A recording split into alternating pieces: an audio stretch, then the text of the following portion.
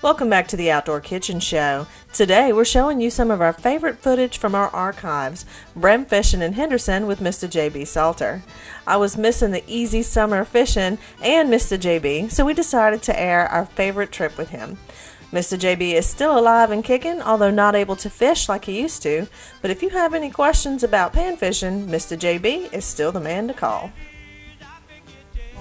That's a nice one. He didn't seem like he was too big to start with. That's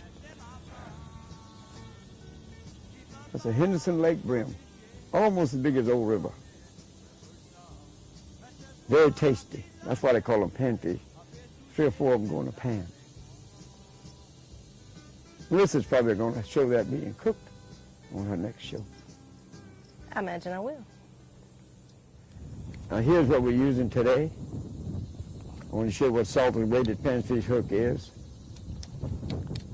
I sell about 5,000 of these a year, and you just thread a cricket on there, and it's made with acid core solder, and it sinks slowly, allows those bream to get to it. Now this is the way you put your cricket on. Go right under his collar, and he stays on well that way. And he'll come in with that. He'll be upside down, that won't make any difference.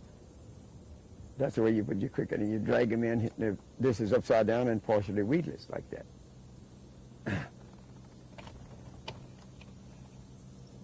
This is salted jigging pole. I've sold 30,000 of these. We sell about 700 a year now. It is well balanced. It's 10 feet long, 2-piece, graphite. And everybody from 7 to 77 uses it. Everybody uses the same pole. Now let's see where we're going to find a fish. How you doing, Marissa? I'm doing all right, Mr. JB. Yeah, Catching me a little salad back here. And look, there's a little grass, too much grass right here. Yeah. Now, Mr. JB, what is the fundamental difference between a jigging pole and a cane pole? Well, my jigging pole is a combination between a cane pole, a fly rod, and an ultralight casting rod. Has the ability to flip cast it underneath things as far as 23 feet without getting above the surface of 8 inches above it.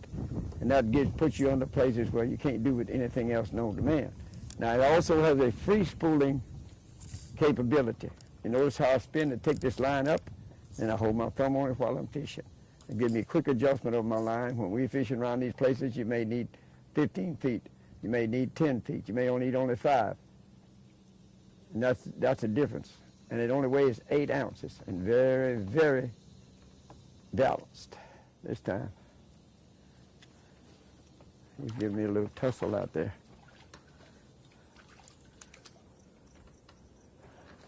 Hope I catch up with Marissa. That's 2. She said she was ahead of me a while ago. Well, the good thing about it, Mr. JB. Well, yes, it is, too. This is war. It's war, he says. War, he says. He only does this every day of his life. This is serious. I get to go fishing once a year. This is serious business. Serious business. Oh, yes. What you got? Got a big bream. What Another we came big bream. for. Ooh, that's a nice one. Yes, indeed. Okay, now it is war. All right, fine. It's war. And you know how you make friends out of your enemies out of your friend, huh? Tell them about your place, and the next time you go there, and he and half his friends are there. So that's it's kind of like don't tell the enemy what your plans are. You know. That's, you see, the idea behind this coming in upside down is you pitch it out there and you let go near the bottom and you bring it in with your left hand. You work your bait with your pole like this, bend down gently and slowly, and you bring the bait to you and swims near the bottom. You have to learn how to do that. There he is. That's another one. Good one. Halfway good. No, he's good. Woo! Ooh, look at that one. Look at that. 6 of them. Lettuce made a salad. French fries.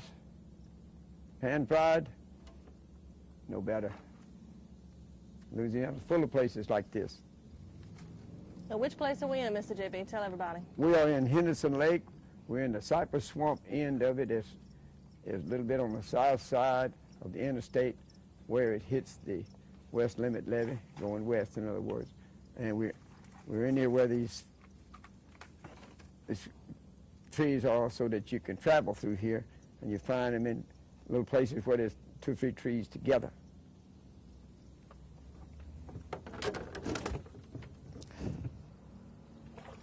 Woo! It's a nice one this time. Look at it. Ha! Look at that. Oh, daddy of the day. Ooh, definitely. Oh, I don't think we're going to get any bigger than that. Beautiful. That's 10, 11 ounces, maybe 12. Beautiful. Oh, salted jigging pole struck again. Look at it, right out between those 2 trees. See there? Anywhere you got 2 or 3 trees together, that's where they are. Not the first time I've been here, folks. That's a beauty. Beauty. Ha ha ha. That's the male. The red, got the red belly, black upper part. That's a male. Now, females would be yellow and white looking.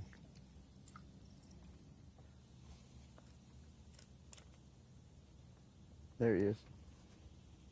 That's him. Look at him. He's mad about that. Look at that beauty. If I can just get him in here. Ha! Hallelujah. Beautiful. Right in between those 2 trees. That's one about big as the one I caught earlier. We're catching fish in 2 feet of water.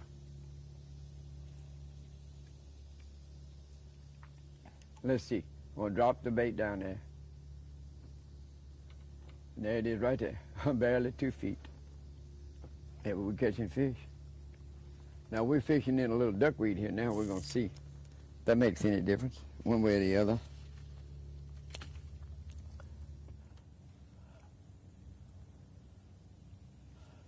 Oh, look, I've got a bunch of grass with it. Oh, another big one, though. That's a big one. Golly. Like those other ones, 3 or 4 that I have. We have. Mr. JB is in his 80s now, but still making Salter's jigging poles. Because of his health, he doesn't get to go fishing like he used to, but he's still the guy to call if you have questions about pan fishing or how to rig up your jigging pole, whether you're using artificial bait or crickets. I hope you enjoyed watching this footage from our archives. I sure enjoyed seeing it again. Now, when we come back, we'll tell you how to find recipes for panfish, Cajun food, and more. So stay tuned right here to the Outdoor Kitchen Show. We'll be right back.